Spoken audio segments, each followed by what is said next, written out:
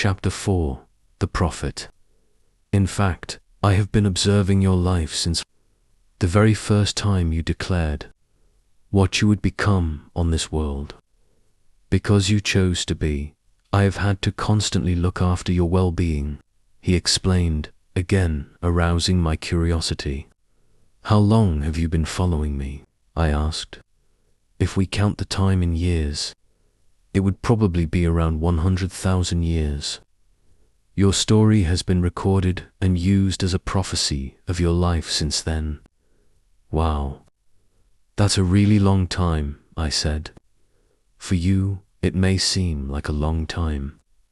But for me, it feels like it just happened recently.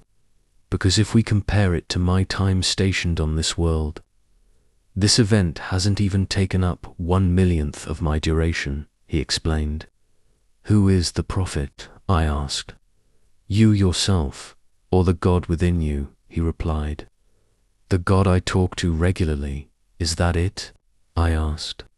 Yes, but it is a partitioned aspect of God, or what you call the Spirit. Then why has he never told me anything about this? I observed. Have you ever asked him about it? No, I haven't. If you don't ask, why would he tell you? He replied. Well, isn't it something I should know? You are mistaken. If that's the case, there is still much knowledge you should know. If you think of it in terms of volume, it would be so vast that it cannot be measured.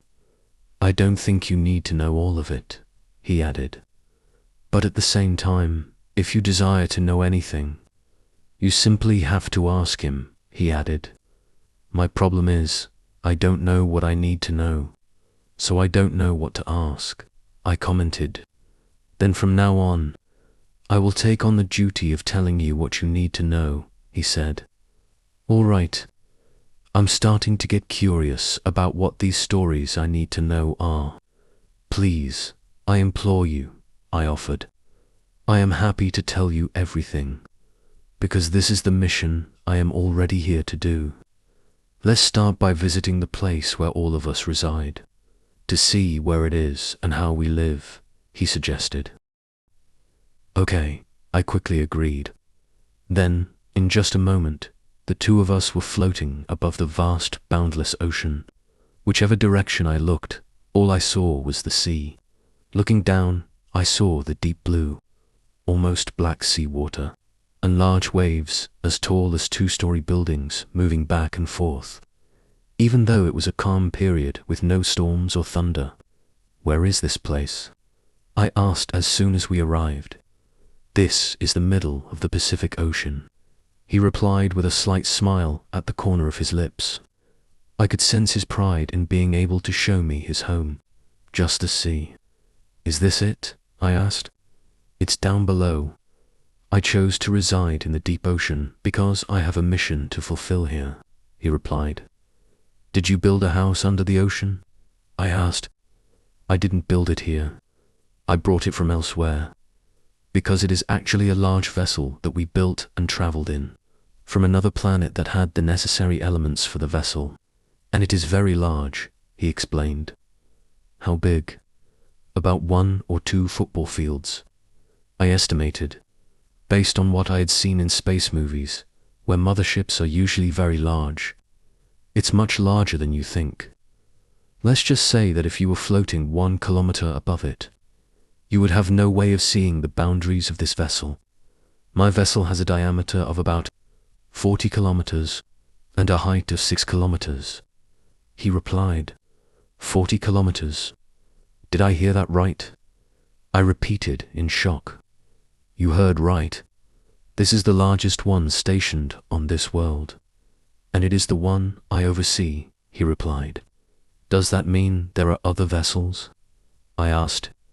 Yes, there are many, ranging in size from 5 to 20 kilometers. If it's so enormous, why hasn't anyone ever seen it? Especially with the widespread technology for detecting objects or radar, I asked. There are 2 reasons for this. First, your radar cannot detect the existence of the vessel because the elements that make up the vessel have properties that blend in with the elements on Earth. Therefore, detection by the instruments you have created cannot distinguish it.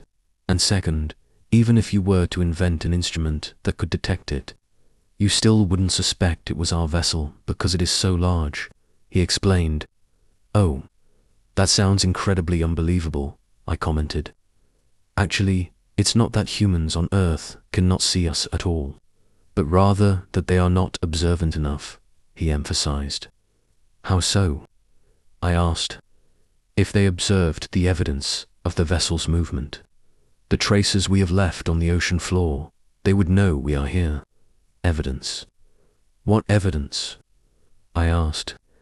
If you look down at the sea from an altitude of about 100 kilometers above the Earth's surface, you will see those traces clearly. They will appear as long lines, some small, some large, crisscrossing each other, he replied.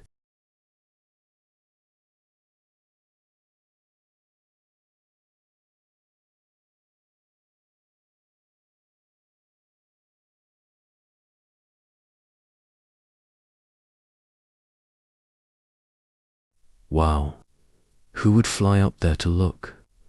But even if I could fly that high, I still wouldn't be able to see through the water, I observed.